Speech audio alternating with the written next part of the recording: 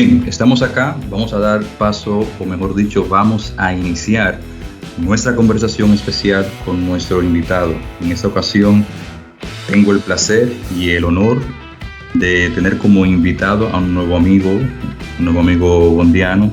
Desde Lima, Perú, está con nosotros Luis Nieva, de James Bond Perú. Bienvenido, Luis. Gracias, César, por esta invitación. Es la primera vez que participo en un podcast que habla de James Bond. Es un personaje que me ha acompañado prácticamente toda mi vida desde niño y que también de cierta forma ha influido en mi vida, no puedo negarlo. Así que es mi personaje favorito dentro de varios que tengo. Y es una saga también favorita, la primera dentro de todas las que pueda yo seguir también. Hay muchas sagas en el cine, pero James Bond es siempre la que va a tener el primer lugar para mí. Qué bueno, qué bueno. ¿De qué parte de Perú eres? Bueno, yo estoy ahora en Lima, tengo 33 años. Y me dedico a las ciencias de la comunicación, soy comunicador social de profesión y entonces eso también me ha ayudado mucho a entender al personaje, al tipo de cómo ha influido en el cine también James Bond. Estoy muy de cerca a este mundo de las comunicaciones y he podido analizar la saga también desde punto de vista profesional, ¿no? Muy bien, interesante. Más allá de eso solo de seguir al personaje con una afición. Así que me da mucho gusto conversar, además específicamente de una película que has elegido para hoy y que para mí también es una de mis favoritas. Qué bien. ¿Y qué te motivó a crear James Bond Perú? Que inicialmente lo tienes en Facebook. Sí, bueno. ¿Y hace qué tiempo lo creaste? Lo creé justo cuando estaba por estrenarse la película No Time to Die y dije, bueno, vamos a ver cómo podemos ir contactando a personas de mi país que puedan tener la misma afición que yo. Seguramente lo hay porque la película tuvo muy buena aceptación aquí en el Perú y sí, tuve ahí algunos contactos. Generalmente son hombres, pero yo he visto en la página de James Bond en el Instagram, por ejemplo, la oficial, que tengo varias amigas que la siguen, ¿no? Así que me di cuenta que hay también por allí sus fans. Hay chicas Bond peruanas. Hay chicas Bond. A veces uno piensa que la saga solamente la siguen los varones, pero yo creo que también hay un buen sector de mujeres que también le tiene algo de cariño a este personaje, ¿no? Muy bien, muy bien. Bueno, pues muy interesante tu historia y todo sobre tu James Bond Perú, cómo inició. Y bueno, en este episodio vamos a conversar básicamente sobre George Lazenby, que aunque solo tuvo una sola película, pero es una de las más memorables e icónicas. Vamos a iniciar primero con una breve biografía. Vamos a dar información sobre el actor australiano, sus trabajos, hasta más o menos su elección como James Bond. Pues sabemos que George Robert Lazenby nació el 5 de septiembre de 1939 al sur de Australia. Era hijo único de un trabajador ferroviario. Después de estudiar en la escuela local, Lazenby se alistó en el ejército australiano, ascendió rápidamente a rango de sargento y adquirió habilidades expertas en combate sin armas. Diciéndolo claro, vamos a decir que se dio bueno peleando. Pues cuando terminó su periodo de creo que 4 meses en las Fuerzas Armadas, se mudó a la capital de Australia, donde comenzó a trabajar como mecánico de autos y luego pasó a ser vendedor. O sea, él se atrevió, habló con su jefe que quería quería vender vehículos y le dieron el chance y le iba bien. Pero como en 1964, Lazenby se mudó a Londres con la esperanza de encontrar nuevas oportunidades de trabajo, pero allí tuvo que volver a su trabajo habitual de vender autos. Pero una vez allí le ocurrió algo, vamos a decir que un particular, alguien que estaba como cliente, le solicitó tomarle una foto, porque lo veía un joven alto, elegante, pues lo incorporó a su agenda de trabajo. Sucede que esa persona que menciono era fotógrafo y tenía algo con el mundo del modelaje, parece. Al cabo del tiempo, Lazenby comenzó a trabajar en modelaje, a hacer fotografías para comerciales y todo eso. Pues ya dejó a un lado la venta de vehículos y ya le iba muy bien como modelo.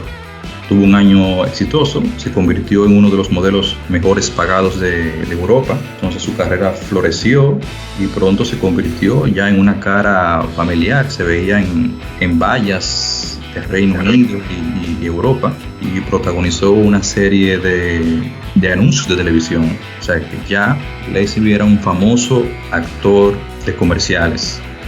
Y para ese momento también ya Sean Connery había dejado el papel de 007 después de su quinta película, la de Solo se vive dos veces. Y en ese momento una amiga de George Lazenby le sugirió que asistiera a una audición para ser el nuevo James Bond. Así que, bueno, el buen George se agarró de valor y con todo lo que tenía ahorrado se preparó para esa audición. Por ejemplo, fue a la barbería, pidió el mismo corte de cabello de Sean Connery, también visitó al sastre para comprar ese traje que usó, y Lazenby se presentó en las oficinas de Young Productions sin haber avisado previamente, convenció a los productores para que le ofrecieran una audición. Y obviamente, como era encantador, apuesto, tuvo que luchar obviamente con actores que ya estaban rankeados en ese momento, tenían mucha experiencia, pero sin embargo George Lazenby era innegablemente impresionante y sobresalía sobre todo en las secuencias de lucha. Así que el Bond que estaba perfilándose para la nueva película tenía que tener un toque más brutal, y los rumores de aquellos años, fines de los 60s, afirmaban que Lazenby había roto la nariz a un especialista durante su audición. Miren hasta qué punto había llegado a ejercer la violencia en su audición, ¿no? Lo que aprendió en las Fuerzas Armadas. Justamente.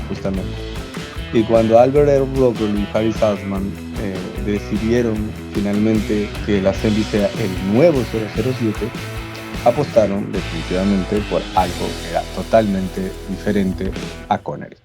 Sí, mira, definitivamente que esa parte de cómo Lazenby se introduce a la audición, eso es para hacer una película, porque tú, ¿cómo decir?, colarte en las audiciones cuando tú no estabas en agenda, eso fue algo, vamos a decir, de locos. O sea, él tenía muchas, como tú dices, muchas agallas.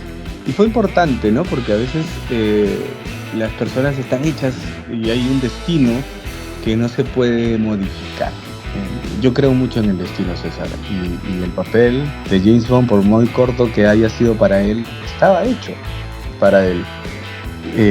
Vi hace poco un documental también de la historia de Arnold Schwarzenegger, que él es de Austria, ¿no? Y comentan también cómo él fue inspirado en el cine cuando ve la película de Hércules. Ahí sale un físico-culturista, ¿no? Que él se queda impactado y entonces se obsesiona un poco con ese perfil, con ese cuerpo, y decide: yo quiero ser como él, y se lo propone. Entonces George pasa por lo mismo cuando ve las películas de Sean Connery, se obsesiona un poquito con eso y entonces empieza a perseguir ese sueño y lo logra, ¿no? Con un poco de suerte, por supuesto, pero al final lo consigue, ¿no? Sí, bueno, como dije al principio, como Lazenby solo tuvo una sola película, no pudo desarrollar su versión del personaje, así que vamos a hablar un poco primero de la película. Esta película, On Her Majesty's Secret Service, al servicio secreto de Su Majestad, de 1969, sigue siendo hoy en día una película icónica en la franquicia. Para ti, ¿cuáles son esos elementos o puntos claves de esta película que la hacen tan memorable y cómo contribuyeron a la evolución a futuro de la franquicia? Bueno, algo que puedo destacar de la película es la actriz que comparte gran parte de las escenas con George Lazenby, que es Diana Rigg. Diana le da una característica, porque además ella arranca la película. Ella es la que introduce la escena inicial, que nosotros estábamos acostumbrados a pegarnos con una escena impresionante, ¿no? Del espía, lo vimos en Goldfinger, por ejemplo, pero al servicio secreto de Su Majestad esto comienza diferente, ¿no? Para mí particularmente me descuadra porque veníamos viendo películas en las que la saga te introducía al mundo del espionaje, pero acá era una escena medio rara, ¿no? En la que una chica intenta suicidarse y Bond la rescata y hay escenas de pelea y entonces el hecho de que ella participe en la escena inicial y luego se desarrolla como la condesa y el papel que interpreta, a mí de verdad que me gusta mucho. Es quizás lo más que yo puedo destacar de la película, el papel que interpreta Diana, y después hay otros más, ¿no? Que ya seguramente los vamos a comentar contigo, porque tú también debes tener cosas que también te han gustado mucho. Bueno, sí, para mí la película se destaca más por su enfoque emocional y profundo de, vamos a decir, la historia. O sea, la relación entre Bond y Tracy, ese es el centro de la trama. Lo que le añade, yo diría que una capa de vulnerabilidad al personaje, que no lo habíamos visto con Sean Connery. O sea, aquí vemos un Bond más humano. Entonces, esa profundidad emocional cambió la forma en que se exploraron las próximas relaciones de Bond en las futuras entregas. Entonces, la trama involucra a Bond en una misión, para detener los planes de Blofeld, pero el giro que da la historia, que incluye una boda y un final impactante, pues eso la distingue de las otras películas franquicia. Y ahora que menciono el final impactante, no sé si debamos de hacer una advertencia de spoiler, pero vamos a tener que mencionar el final de la película. Spoiler, creo. Claro, eso digo, si hay un oyente nuevo que nos está escuchando y no ha visto esta película, pues hay spoiler. O sea, ya han pasado 54 años. O sea, si no ha visto esta película, pause este episodio, vea la película y regrese en este minuto. Créeme que yo he visto películas de James Bond, las antiguas, más o menos por la década del 2000, inicios del 2000, cuando yo tenía 10, 11 años. Uh-huh. Ya era un niño que entraba a la pubertad, entendía un poco, por ejemplo, este tipo de escenas fuertes, cargadas de harto contenido dramático, ¿no? Y trágico. Entonces, obviamente han pasado 20 años y la memoria a veces ya un poco que falla, pero si algo recuerdo de las películas cuando las vi por primera vez es, por ejemplo, esta escena de la muerte de la esposa de James Bond. Sí me chocó. O sea, recuerdo cuando la vi por primera vez, yo era, como te digo, en esa edad, y recuerdo perfectamente cuando la vi y me quedé helado, ¿no? Me quedé en shock porque yo no esperaba. Era la primera vez que veía, nadie me había hablado, yo había visto las películas por mi cuenta ya. Mi papá había visto algunas, él siempre fue más Sean Connery lover. Sí. Siempre dijo, solamente para mí existe un James Bond, y son las películas que yo más recuerdo. Y claro, yo empecé a ver las películas por él, porque él me enseñó a ver las películas de Sean Connery, pero yo luego seguí mirando las demás, ¿no? porque obviamente también había visto en televisión de niño las películas en ese tiempo de Pierce Brosnan, pero luego entendí que habían películas más antiguas, porque mi papá me habló de Sean Connery y me hizo ver las películas de Sean Connery, entonces yo empecé a ver las otras.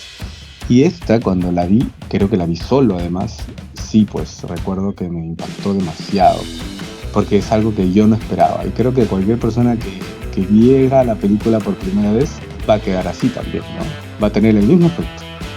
Sí, yo creo que es uno de los mejores finales, por lo emotivo y lo fuerte que es. A mí, al día de hoy, todavía me emociona. Y la forma en que Bond se comporta ante el hecho es, o sea, se queda frío. Y hay un dato que originalmente el actor Lazenby sacó una lágrima porque fue muy fuerte, pero es el director Peter Hunt que le dice: no, James Bond no llora. Le dijo así. Los hombres no lloran. No, los hombres no. Le dijo: James Bond no llora. Bueno, pero básicamente era eso, ¿no? Sí, entonces la de que el hombre no llora, y James Bond representaba en esos años esa cultura machista que todavía está fuerte, ¿no? Entonces se hizo otra vez así. Es un final genial. Y quedó mejor, creo, quedó bien que sea así, porque del otro lado hubiese quedado como que muy forzado. No hubiese sido tan creíble, ¿no? ¿Tú crees que el tono y la narrativa de la película, diferente a las películas anteriores de Connery, afectó la imagen del personaje y la dirección que tuvo la franquicia en ese momento?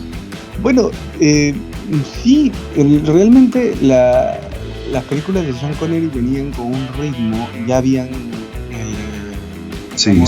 le habían dado forma a la fórmula de la saga, ¿no? Y entonces que por allí se obviaran algunas cosas, por ejemplo la introducción, que generalmente ya tenía una carga de acción muy fuerte, ya no la vimos en esta película, ¿no? Salvo por la pelea que estuvo bien hecha. Un poco se usa imágenes digamos, en el atardecer es un poco oscura, y tampoco yo no había visto eso en las películas de Sean Connery. Las escenas son así como que en amanecer, ¿no? Y entonces se ve oscura por alguna parte, no se distingue bien. Eso no lo había visto en las películas de Sean Connery. Y de cierta forma los fotogramas también son algo diferentes, porque la pelea se ve como que medio desordenada. No sé si tú lo notas en los tiros de cámara, como que todo se mueve así muy rápido, y entonces se genera una sensación de caos durante la pelea, ¿no? Porque el zoom, la cámara se mueve muy rápido. Entonces fue una manera diferente de presentar las peleas de James Bond. Y luego también lo que comentamos en algún momento, el hecho de que no hayan artilugios, o que no le entreguen los artilugios, los gadgets a James Bond, ¿no? Y que no los usara mucho tampoco en la película. Sí, yo creo que en su momento quizás sí afectó al personaje, o más bien yo creo que al público, que ya estaba muy acostumbrado al Bond de Connery. Bien, pero el lector de la novela estaba viendo en pantalla lo que realmente leyó, porque eso quiso el director Peter Hunt, de que la película sea fiel a la novela. Entonces la película desafió la imagen convencional de Bond como un agente secreto elegante, todo eso, y marcó un punto de inflexión en la narrativa, al abordar más temas, como dije al principio, más profundos, como el amor y la pérdida. Aunque la película no obtuvo el mismo éxito comercial que las entregas anteriores, su enfoque sí dejó una marca duradera, que al día de hoy es una de las películas más valoradas de la franquicia. La pérdida que tuvo Bond se fue mencionando también en las otras películas, o sea, ese hecho lo marcó, se siguió mencionando en otras películas. O sea, Bond queda viudo. Como ningún otro, en realidad no hubo. Claro. Se hacían referencias a los objetos, y habían algunas escenas que se podrían haber repetido como homenaje, pero la referencia directa o indirecta a ese hecho sí estuvo en varias películas, como tú lo dices. Uh-huh. Pues como dije, la película fue dirigida por Peter Hunt, quien había trabajado ya en las anteriores. ¿Cómo tú crees que influyó la versión del director en esta película y ese estilo visual? Bueno, ya mencionaste lo de las peleas, esa edición un poco rápida ya era diferente, pero toda la dirección de la película, ¿cómo tú la ves? Bueno, Peter Hunt había trabajado en todas las películas de Sean Connery. Sí. Obviamente como en el montaje, tenía la experiencia, estaba totalmente familiarizado con la saga, pero yo creo que el cambio que genera en esta versión de Servicio Secreto de Su Majestad, también creo que estuvo influida por la década que finalizaba, ¿no? Hay que también ponerse en ese contexto de la década de los 60 que ya llegaba a su fin, y habían muchos cambios en esos años.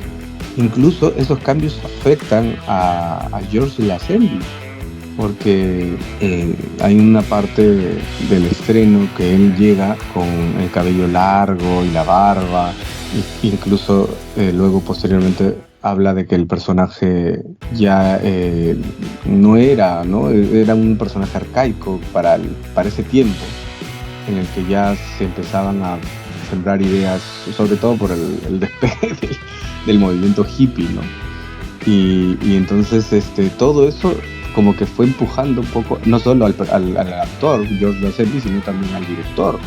Que quizás no se resistió a poder romantizar un poco a James Bond, cuando en realidad podría haber mantenido su perfil de no sé, bueno, no lo pierde del todo tampoco, ¿no? En la película cuando va y visita a todas las mujeres en sus cuartos, ¿no?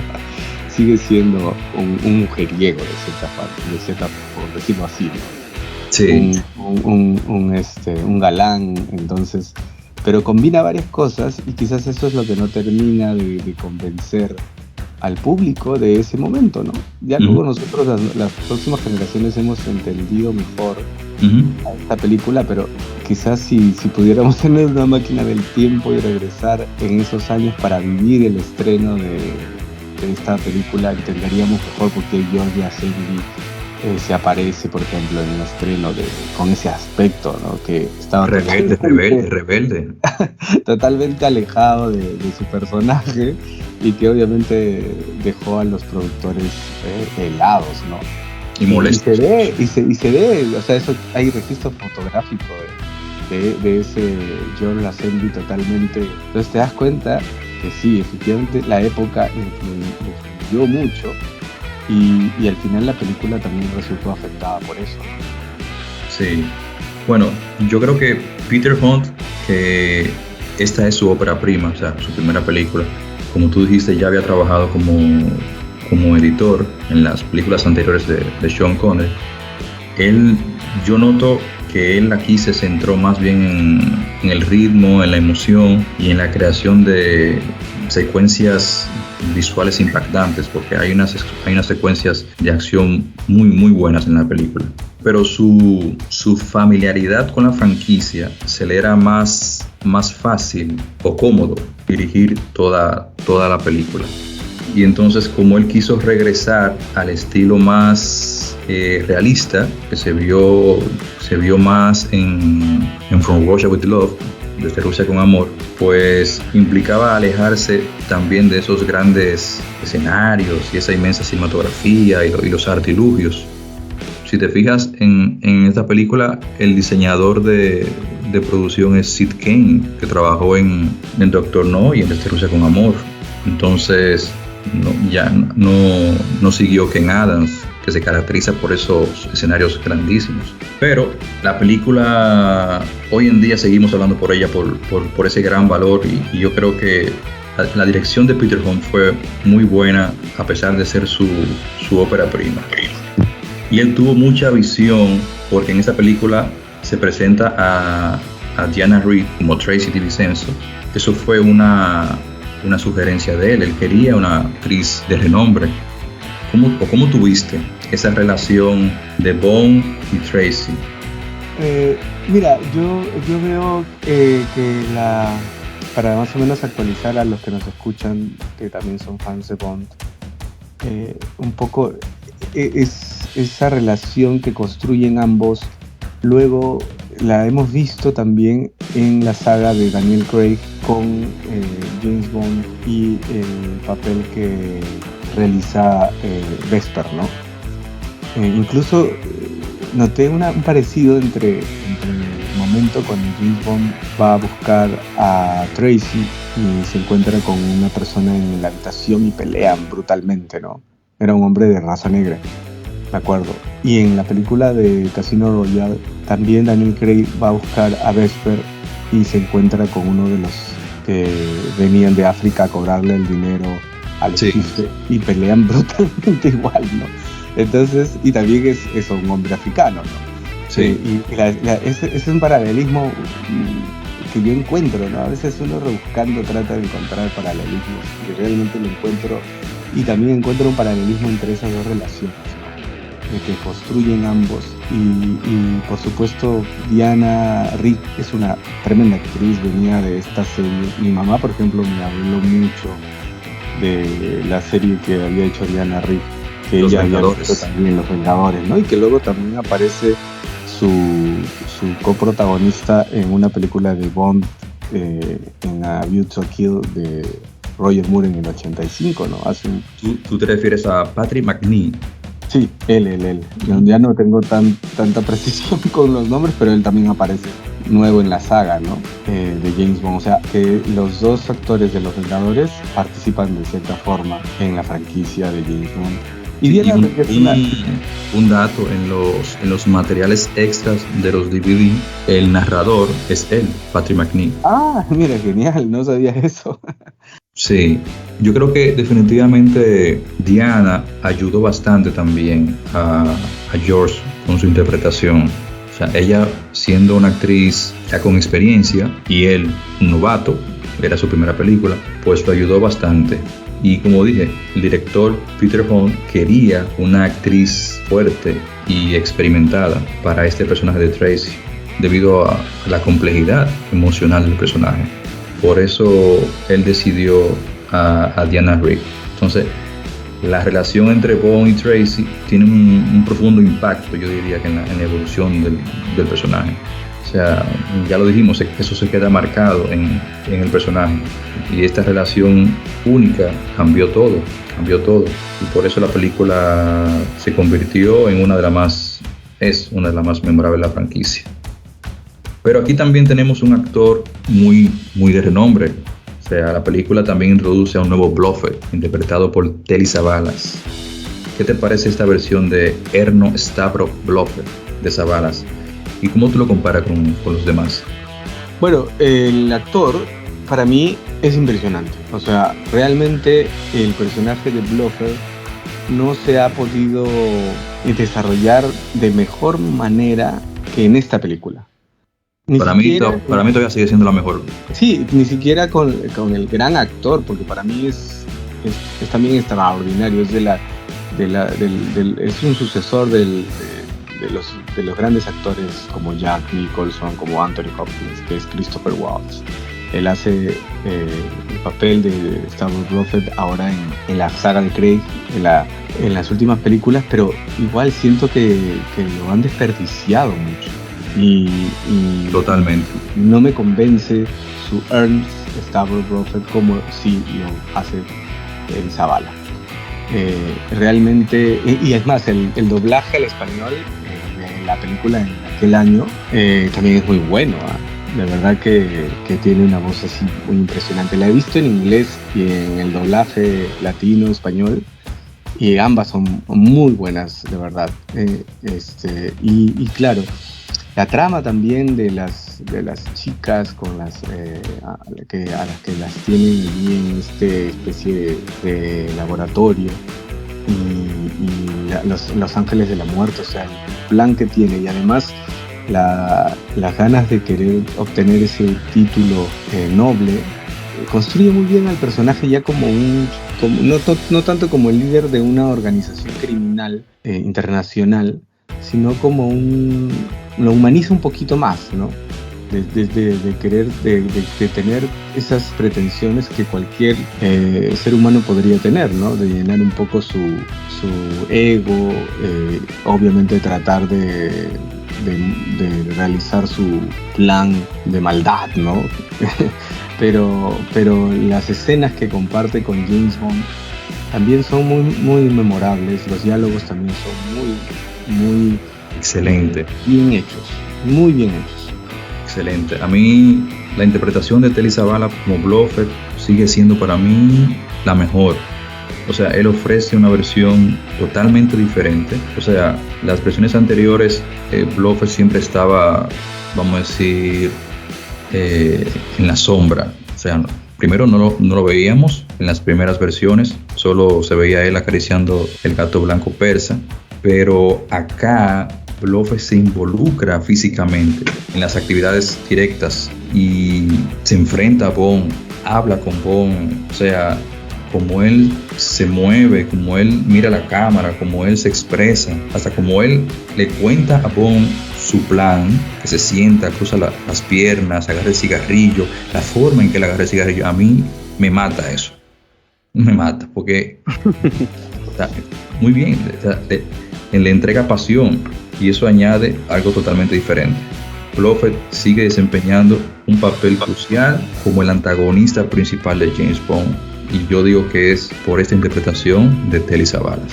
Así es, yo creo que la película descansa también mucho en él, porque cuando ya Tracy desaparece de la trama en la película, porque ella está en un cierto momento, pero luego ya no la vemos, entonces ya la película pasa al escenario de Blofeld y allí pues toda la fuerza actoral descansa sobre todo en él, ¿no? Porque obviamente George Lazenby era un actor que recién filmaba su primera película, ¿no? Es más, no creo que haya tenido mucha experiencia de preparación, ¿no? Como tú mismo dices. Fue más que todo una cuestión así del destino que él llegara allí, entonces no se le podía exigir tampoco demasiado a nivel de actuación. Y entonces los actores que compartían escena con él tenían que también llenar quizás esa ausencia, ¿no? Y entonces Telly Savalas desbordaba, ¿no? Experiencia profesional para la actuación, y entonces eso compensó muchísimo. Sí, ahora que mencioné las escenas de acción, ¿qué te parecen las escenas de acción de esta película? Bueno, yo creo que también se cumple la fórmula de la película al final, de que tienes que llegar a la base, ¿no? del villano y hacerla estallar, ¿no? Esa es la fórmula de Bond siempre. Tienes que destruir la guarida del villano. Y entonces en esta película se cumple, ¿no? Creo que esa escena final es lo que más podría rescatar de todas las escenas de acción que tuvo la película, ¿no?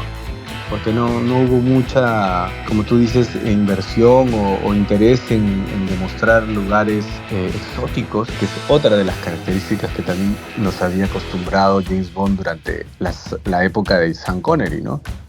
Sí, pero aquí hay buenas locaciones con todo el Peace Glory. Claro, pero no es un lugar exótico como lo que nos había acostumbrado Sean Connery, ¿no? De visitar diferentes locaciones. Acá básicamente todo está aquí pasamos de lo cálido a frío. Aquí siempre estamos en... Y lo cálido básicamente está en Londres, luego está en esta zona de hay, no sé si es España o creo que Portugal, sí. Portugal, ¿no? Portugal, y donde está en una plaza de toros, etcétera. Y entonces no hay ese manejo que vimos. O sea, Sean Connery venía de Solo se vive dos veces, donde había estado pues en Japón, ¿no? Entonces James Bond viajaba a esos países que generalmente la cultura occidental todavía veía lejana, ¿no? Y entonces acá pues se aleja un poco de eso, pero creo que tampoco hay muchas escenas de acción, de explosión, de impresión, de persecuciones en las que él usa sus gadgets que lo salvan de una situación límite.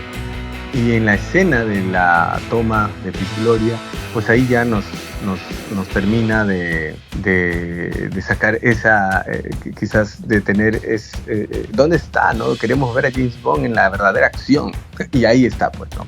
Nos lo entregan al final, que me parece que es una muy buena escena de la toma de Piz Gloria. Entonces, al menos cumple con eso y yo me quedé satisfecho, porque vi mucha ausencia de todo eso durante la película, ¿no? La veo y en cambio ahí pues llegan con toda la compañía que tiene Draco, el papá de Tracy, para rescatarla además, ¿no? Entonces hay todo pues un trasfondo ahí de rescatar a la amada, ¿no? Porque ya James Bond estaba enamorado ya de ella. Entonces persigue todo eso y al final la escena sí cumple. Yo creo que realmente en ese aspecto sí termina de tener una muy buena escena de acción en el final de la película. Sí, lo que pasa es que, como dije, el director se apegó mucho más a la historia del libro, de la novela. Pero para mí las secuencias de acción en la pista de esquí, cuando se están persiguiendo con los autos, es una de las que más me gusta y por lo complicado de recrearla. Y la persecución también en esquí, cuando van bajando la montaña y ocurre la avalancha, pues es muy intensa y está llena de suspenso. Y la que tú mencionas, cuando van al Piz Gloria, también es una buena escena de acción. Pero yo creo que las locaciones, a pesar de que se hizo ese cambio a locaciones áridas, frías, hay muy buenas tomas, las bellas montañas heladas de los Alpes se ven muy bien. Y una de las cosas más importantes de la producción de esta película es que era encontrar el Piz Gloria. Como lo describió Fleming en la novela, pues pudieron encontrar esa locación. Pero yo creo que quedó bien. La elección de los Alpes suizos fue una buena elección. Los paisajes, las montañas nevadas y las vistas panorámicas crean un ambiente visualmente, yo diría que atractivo, resalta la belleza natural. Ahorita mencionaste también la falta de aparatos de Q. ¿Qué te parece esa parte de que no tenemos a Q? O sea, Q aparece en la película, pero no entregándole directamente. Hay esa ausencia, pero también creo que guarda todavía la relación que él tiene con su oficina, su departamento, el MI6, ¿no? Y creo que está bien lograda la escena en la que él renuncia a ser el agente 007 y de cierta forma Moneypenny lo ayuda para que eso no ocurra, ¿no? Entonces todo ese momento, esa escena compensa un poquito la ausencia de los artilugios, porque yo creo que se cumple además ese rol que también juega él con sus compañeros del departamento del MI6, ¿no? Y algo que también me llama la atención es, él hace una especie de homenaje, ya que estábamos hablando de las referencias a películas anteriores, él en una escena en la que prácticamente ya se está despidiendo de ser agente 007 porque cree que ha renunciado y le han aceptado la renuncia, es sacar artilugios que usa Sean Connery en sus películas anteriores. Y cuando saca cada artilugio, como por ejemplo el cuchillo, y donde pone el cuchillo en Doctor No, la actriz Ursula Andress, y suena la canción de la película. Entonces eso de verdad que es bastante memorable, ¿no? Sí, eso lo hicieron para denotar de que se trataba del mismo James Bond. O sea, sí, cambió el actor, pero es el mismo personaje. Y creo que se logra bien, porque no se ve muy forzado, no se ve, ni siquiera se ve ridículo. ¿no? Y luego también me llama la atención cuando es la única vez en la que se hace referencia directa y se ve una imagen de la reina Isabel, porque al final es el personaje, la esencia del personaje que está al servicio de su majestad, ¿no? La reina Isabel, que por cierto es la única que ha visto a todos los James Bond, ¿no? Es la única que puede decir que ha visto a todos los James Bond hasta que ha fallecido, ¿no? Así mismo. Pero, y luego, claro, Daniel Craig ya comparte en los Juegos Olímpicos del 2012 escena con la propia reina Isabel para la inauguración en un video que también es espectacular, ¿no? Pero esos son dos momentos. Primero lo hizo George Lazenby, ¿no? Que habla con la reina Isabel, que está en un cuadro allí en su oficina. Y entonces creo que la ausencia de Q se nota, se deja notar mucho, pero hay otras cosas que alimentan todavía la fórmula de James Bond, que ya pues compensan un poquito esa falta de gadgets. Bueno, pues eso de la falta de Q fue Hunt quien tuvo la idea de que los gadgets y los artilugios eran demasiado sobresalientes para esta historia. Entonces por eso él decide, como dije, apegarse más al guión de la novela de Fleming. La idea era alejarse de los aparatos y profundizarse más en el personaje de James Bond. El mismo Hunt lo dice, o sea, la novela lo tiene todo, o sea, no había que agregar ni quitarle nada.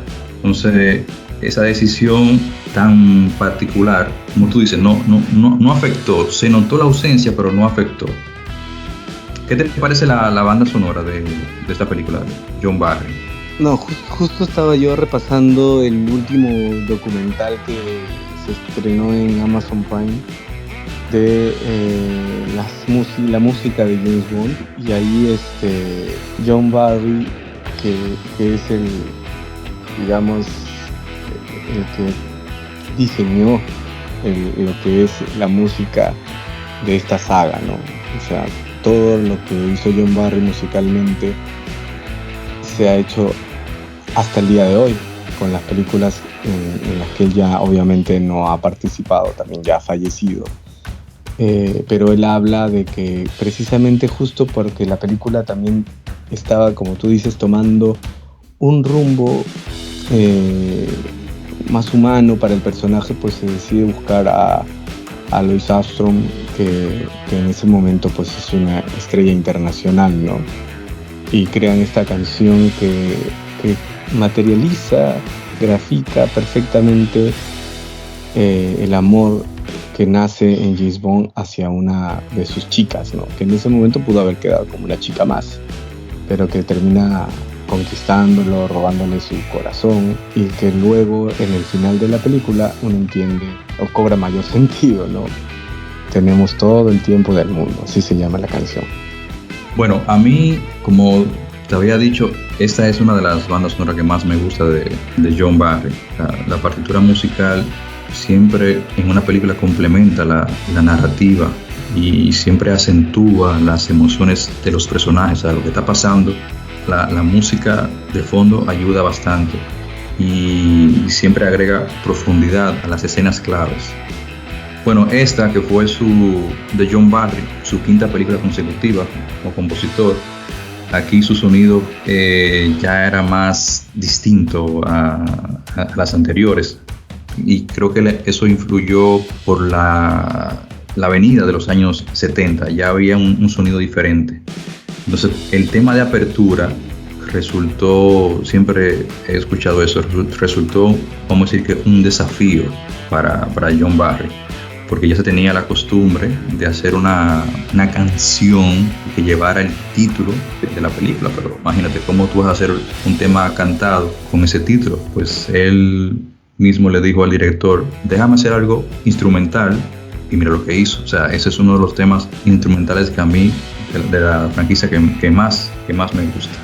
No, y creo que para todos los que, incluso para los que no valoran mucho la película de George Lazenby, creo que destacan mucho el tema instrumental que crea. Y ese tema instrumental de Al Servicio Secreto de Su Majestad se utiliza en la película se usa, en vez de usar el tema de James Bond, de Monty Norman, se usa que es algo muy diferente.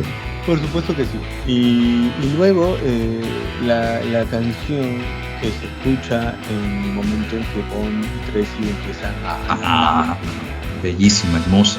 Entonces ahí tú te das cuenta, esa canción transforma o va a tener un significado en el enamoramiento, ¿no? Pero no al punto de que lo pongan al final y que sea un preludio de lo que íbamos a ver al final, ¿no?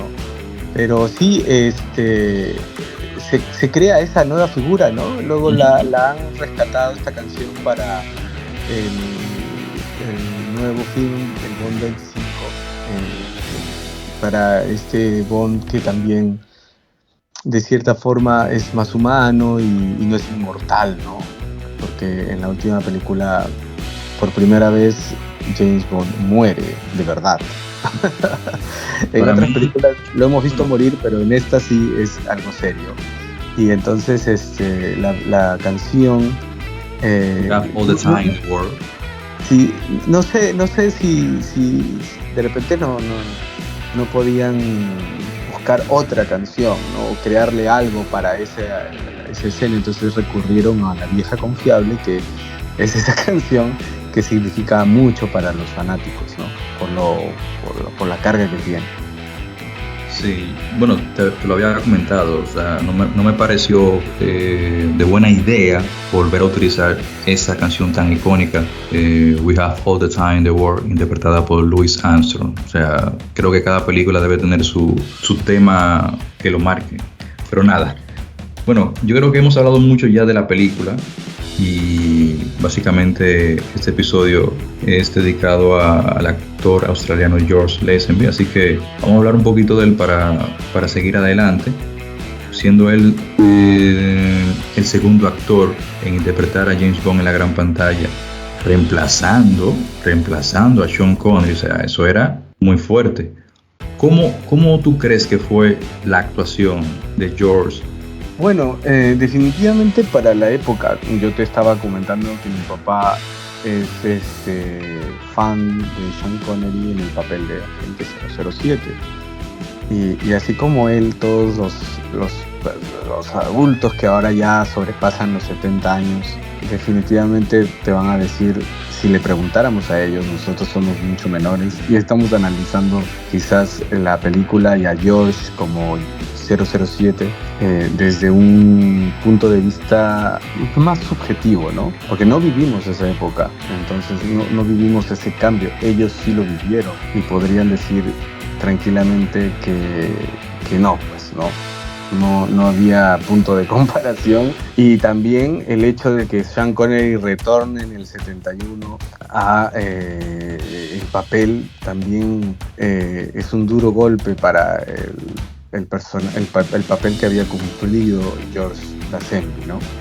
O sea, que pudieron haber cambiado a otro actor, pudieron haber regresado ya con Roger Moore, pero no, regresan con el anterior. Entonces eso le quita totalmente el peso que pudo haber logrado transformar al personaje George Lazenby, ¿no? Porque dijeron, bueno, no, regresamos a lo de siempre, esto no funciona. Y entonces eso es, me parece que el golpe más duro que recibe el James Bond de George Lazenby, el retorno de Sean Connery al papel. Y creo que pues en ese momento tuvo que ser así, ¿no? Tuvo que ser así porque la franquicia creo que peligraba, estaba tambaleándose, y entonces había que tomar esas decisiones, ¿no? Bueno, mira, el enfoque que le dio George Lazenby al interpretar a James Bond en esta película influyó en su interpretación de varias maneras. Mira, Lazenby tenía la difícil tarea, como dije, de reemplazar a Connery, quien ya había establecido una imagen ya del personaje. Entonces, hacer Lazenby un actor relativamente desconocido en comparación con Connery, yo me atrevo a decir que él aportó autenticidad fresca al papel. O sea, su falta de experiencia en el cine y su estilo natural permitieron que su Bond se sintiera más humano y accesible. A diferencia del Bond más frío y distante que interpretó Connery, pues Lazenby exploró esa faceta emocional del personaje que no habíamos visto. Y definitivamente que a pesar de ser su primer papel en la gran pantalla, su primer protagónico, yo entiendo que lo hizo muy bien. Yo diría que excelentemente bien. Bueno, ahí está el dato. Él incluso fue nominado a los Globos de Oro por esa interpretación. Claro, en un renglón que ya no existe. Creo que era como mejor actor nuevo o estrella nueva. Pero sí, yo creo que él lo hizo muy bien. Ahora, él tenía 29 años. Joven y se veía más maduro. Sí, se veía mucho más. Yo no, de verdad que no le pongo 29 años ahí en esa película.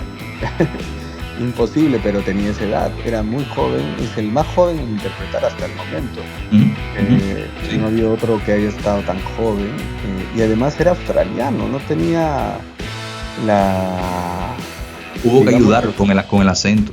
Sí, o sea, luego ya se ha tenido que poner como requisito indispensable que sea británico para poder hacerse del papel, salvo Pierce Brosnan, que es irlandés, pero que de cierta forma tiene pues allí cercanía al Reino Unido, no es parte de la historia del Reino Unido. Sí.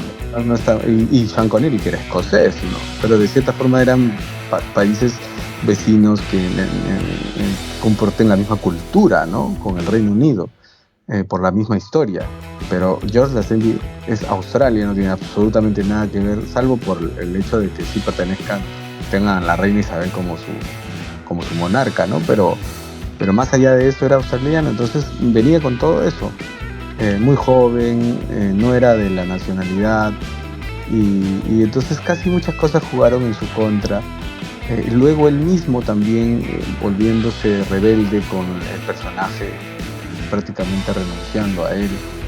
Y todas esas cosas influyeron para que él no siguiera, a pesar de que me parece que tenía firmado un contrato para más películas. Sí. Ahora que mencionas eso, ¿tú crees que tomó la decisión correcta de abandonar el personaje? ¿Y cómo tú crees que eso afectó a su carrera profesional? Sí, mira, de que afectó definitivamente porque él ya no tuvo mayor éxito, ¿no? A nivel cinematográfico, y ahora lo vemos ya en su etapa de vejez en la que solo vive del recuerdo de ese James Bond efímero, ¿no? Firmando autógrafos, bueno, vendiendo autógrafos, ¿no? Por internet, a través de las redes sociales, haciendo algunos cameos u homenajes a lo que lo llaman, además que es el Bond de mayor edad que todavía sigue vivo, ¿no? Entonces es un poco triste la historia, además que luego también se tejieron todos estos rumores sobre la mala relación que llevaba con su coprotagonista, ¿no? Diana Rigg, que no tenían ninguna química, pues porque en pantalla no se vio eso definitivamente, pero sí que no se llevaban bien, que en algún momento tuvo algún intercambio de versiones con la actriz, y que luego ya pues se fueron, creo que era producto también de la época, ¿no? Y luego ya en la época en la que los dos se hicieron más viejos, se derrumbó ese mito de que Diana en las escenas para los besos se comía, no sé, pues un montón de ajo para que fuera imposible besarlo, ¿no? Y así, ¿no?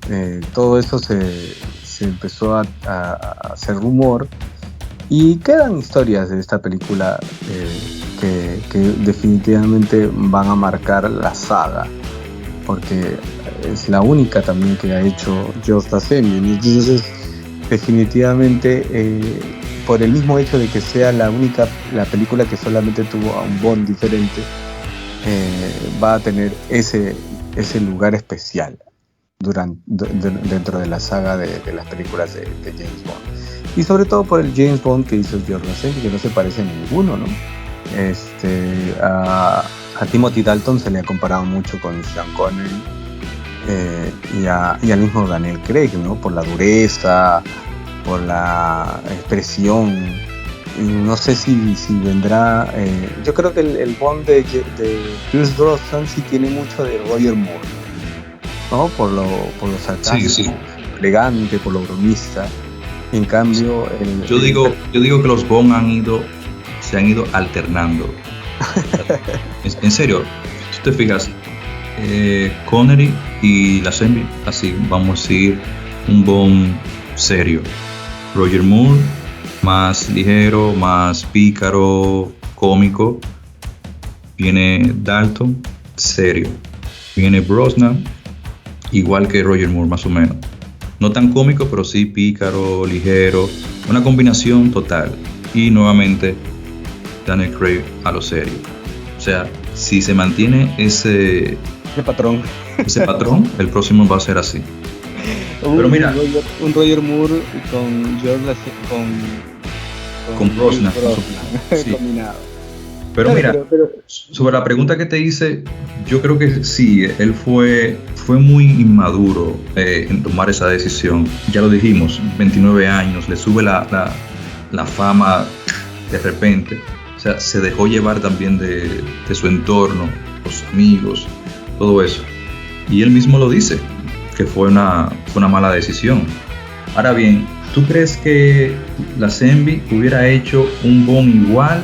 O sea, si él se hubiese quedado en el personaje, porque tenía, como tú dijiste, un contrato para más películas, ¿tú crees que él hubiera hecho un Bond igual o mejor que Sean Connery?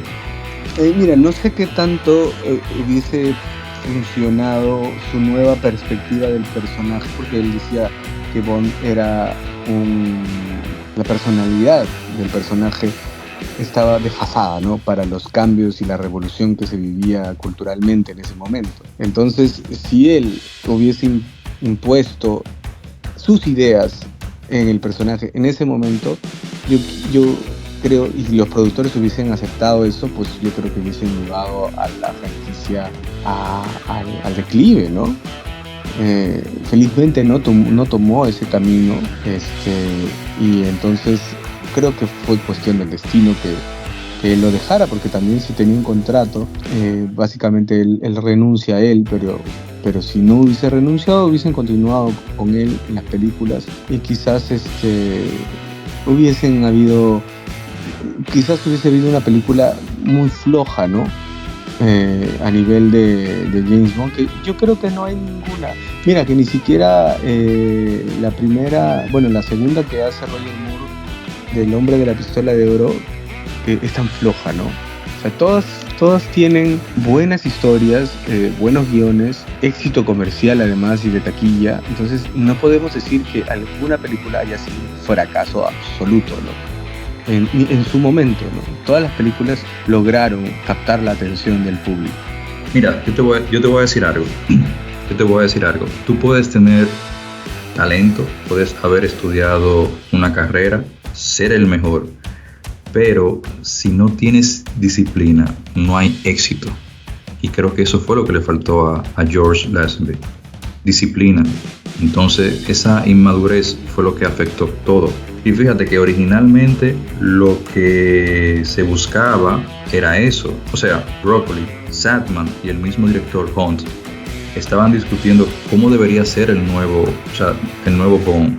Prefiero después de que se va Connery. Y ya terminado los años 60, si lo que querían era un Bond moderno de estos años 70 que se aproximaban.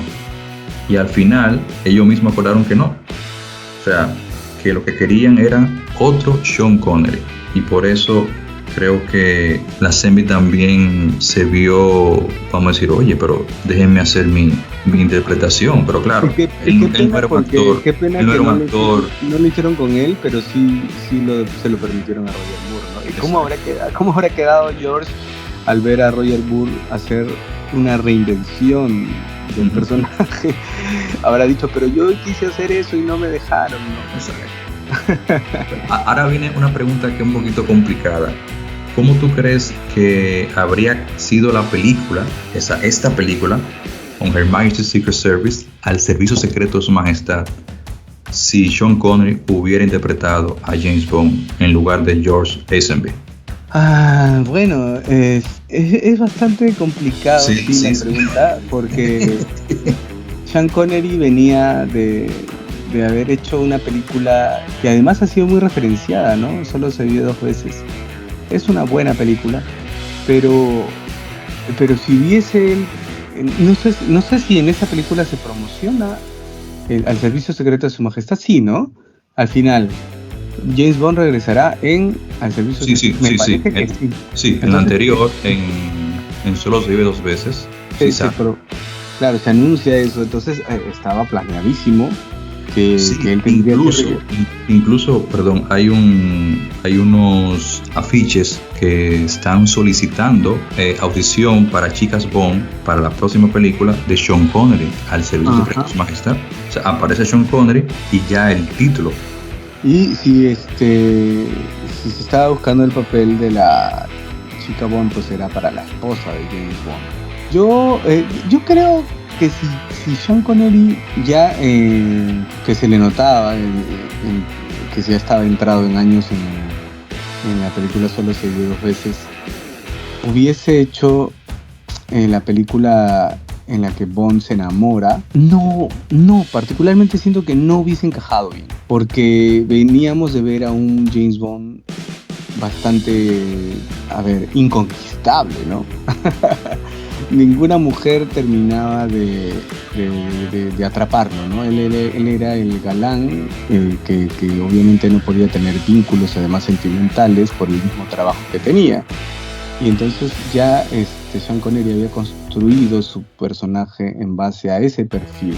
Y verlo caer en las manos, en las garras de una Tracy, no sé, no lo hubiese sentido tan real. A diferencia de que llega este nuevo Bond, que sí, pues a mí sí me genera la sensación de que al menos era alguien que yo no conocía, ¿no? George Lazenby. Entonces sí podía creer que nacía una nueva versión del personaje que sí podía enamorarse. Con Sean Connery creo que no hubiese funcionado bien. Sí, yo estoy de acuerdo contigo en el sentido de que, claro, habría que ver si iban a seguir la dirección que decidió tomar Peter Hunt, porque él fue que quiso mantener la línea de la novela. No creo que tampoco se hubiese encajado ahí Connery. Es difícil decir con certeza cómo habría sido esta película si Sean Connery hubiera continuado el papel, porque Connery era un actor ya estaba muy establecido, tanto en la industria como James Bond, y había dejado una marca ya en el personaje. Somos nosotros como Bond fans que estamos experimentando ideas. Pero nada, al final Lazenby después de esta película, como tú dijiste también, no tuvo mucho éxito. O sea, hizo películas, vamos a decir, de clase B, se fue al oriente, iba a hacer una película con Bruce Lee y su carrera se mantuvo en películas de bajo presupuesto, digámoslo así. Sí, por supuesto que sí. Él desgraciadamente tomó esa decisión. Supongo que lo ha perseguido toda su vida, ¿no? Luego ya se habrá arrepentido de... Totalmente. Sí, y además lo dice también en algunas entrevistas en un documental también. Bueno, no lo dice explícitamente, pero se siente en sus palabras. El documental que hacen también de él. Me da mucha alegría que le hayan hecho un documental. No a él como George Lazenby, pero sí al caso específico de por qué solamente hizo una película, ¿no? Entonces alguien se animó a contar esa historia, que es una muy buena historia, ¿no? De hecho, Sí, lo recomendamos que lo vean. Sí, es un documental que está basado en parte de su biografía también, ¿no? Y cómo es que llega a hacerse de papel que en ese momento era pues algo icónico. O sea, estábamos hablando de que James Bond tuvo la misma fama que los Beatles. Sí. Como había una Beatlemanía en todo el mundo, también había una Bondmanía, ¿no? Creo que no se ha repetido ese fenómeno nunca más. en la historia de la saga. Porque sí, claro, ha habido en los 90, en todas las décadas, ¿no? Uh-huh. Incluso en la década de Daniel Craig, donde también ha habido mucho éxito con las películas, se ha ganado incluso premios Oscar con las canciones, y entonces el personaje, la franquicia se ha mantenido vigente, pero nunca tanta fiebre por el personaje de James Bond como en ese tiempo. Y entonces él llegó justo en ese momento y pues haber renunciado o dejado eso, creo que le va a pesar hasta el final de sus días, ¿no? Y claro, es importante contar esa historia solamente por el hecho de que el personaje de James Bond y lo que significó para la cultura popular lo haya tenido a él como actor reemplazante de Sean Connery, ¿no? Esa historia básicamente creo que es lo que llamó la atención de este documentalista. No, claro, y como dije al principio, o sea, esa parte de cómo él se introduce o se cola en el casting de James Bond, eso es de hacer una película. O sea, él va a la barbería, dice yo quiero el corte de Sean Connery. Va al mismo sastre, Anthony Sinclair, y le dice yo quiero un traje de Sean Connery. Y recuerdo que hay una historia que dice que él le dijo no, hacerte ese traje me tomaría 6 meses. No, yo no puedo esperar 6 meses. Pues él le dijo, yo tengo uno que él dejó aquí y creo que le quedaba largo de la manga y se lo arreglaron. O sea, esas cosas hizo George. Irónicamente, él volvió a interpretar, entre comillas, a James Bond en una breve aparición que él hizo en una película para la televisión de The Man from U.N.C.L.E. No sé si sabía ese dato. Sí, me parece que por ahí lo he leído. Sí, él sale con el smoking, el tuxedo en blanco y conduciendo el Aston Martin DB5. Ya estaba entrado en edad también. Sí. Bueno, yo creo que es una historia interesante totalmente, la del australiano George Lazenby, y la película es todavía considerada una de las mejores. Tiene muchas cosas que suceden muy icónicas. O sea, como tú mencionaste, aquí vemos a Bond que por primera vez renuncia como agente 00. Vemos a Bond por primera vez que usa falda escocesa. Sí. Vemos a Bond por primera vez. Vemos por primera vez la oficina de Bond. Nunca la habíamos visto. Vemos a Bond que visita por primera vez la casa de M. Primera vez también que Bond hay una persecución en esquí.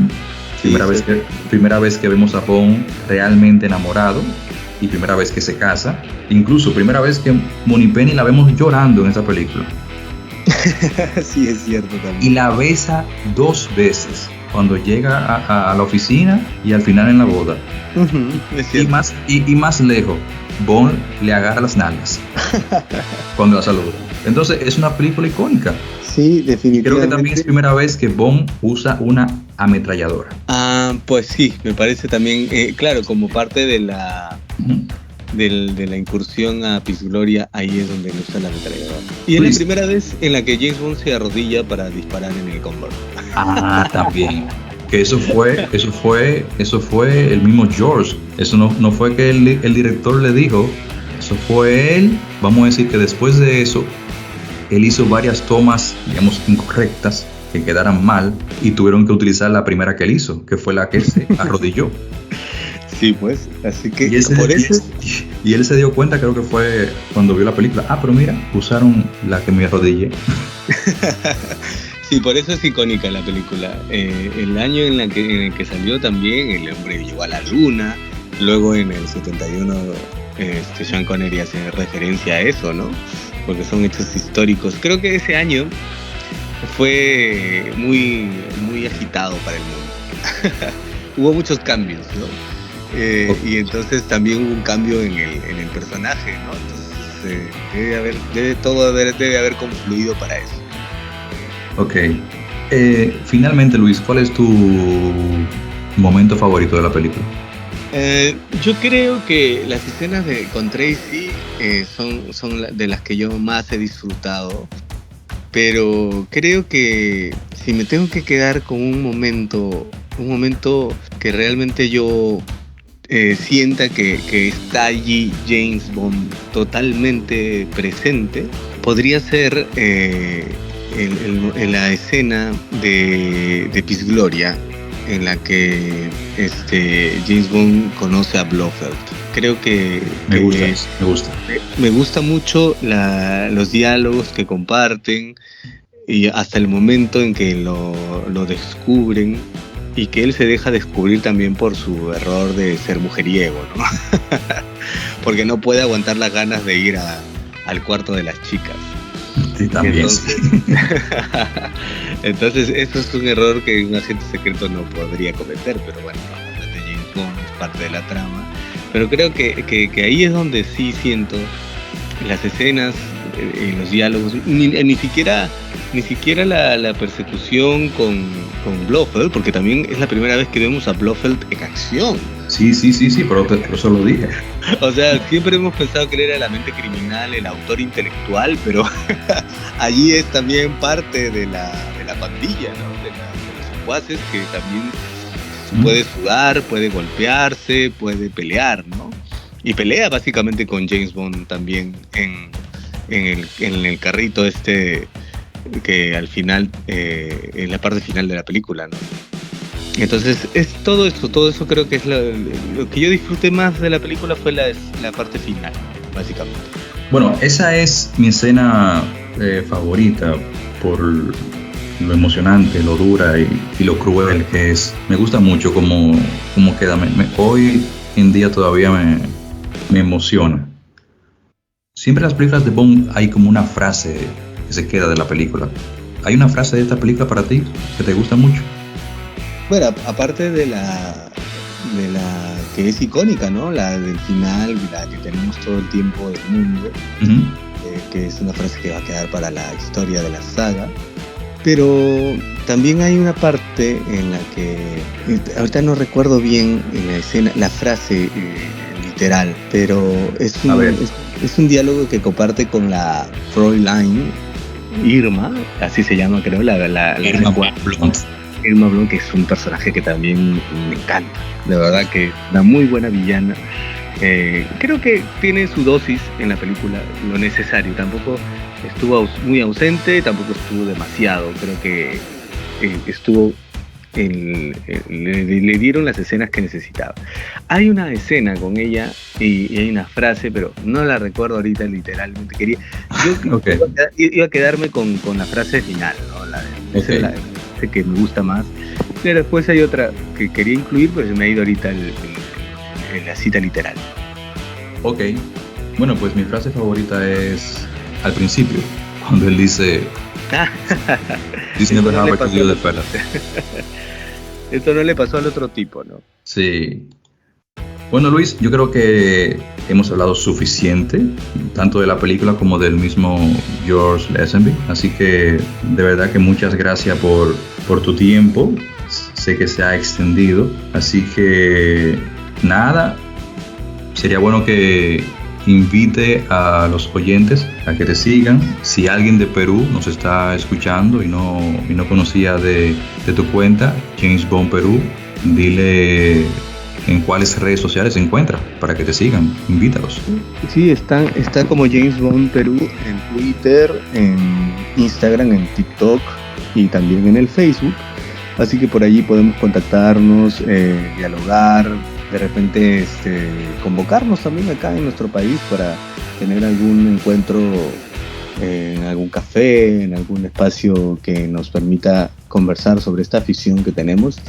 Y yo creo que esto seguramente se va a poder poner más interesante a medida que ya la saga, que cada cierto tiempo tiene un bajón, cuando ya va a haber un cambio de personaje, ¿no? Entonces estamos a la espera.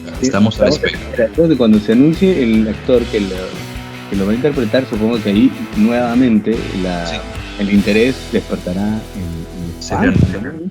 Y más que todo en los que puedan seguir a este actor, ¿no? Tienen una legión de personas que lo ven, que siguen su trabajo, pues lo van a seguir también en la saga y serán nuevos también. Bueno, pues a todos los oyentes de Perú, de Latinoamérica y de España, que nos escuchan mucho, pues sigan a Luis en James Bond Perú. Luis, pues muchas gracias y esperamos que se repita, a ver si hacemos otro episodio con los demás muchachos de los otros países que ya hemos compartido. ¿Te animas? Por supuesto que sí, encantado de estar allí con ustedes cuando se dé la oportunidad. Igual, gracias por este momento y estoy seguro que nos volveremos a conectar para un próximo podcast. Muchas gracias, César. Ok, mi nombre es César Santana y nos estamos escuchando en el próximo episodio.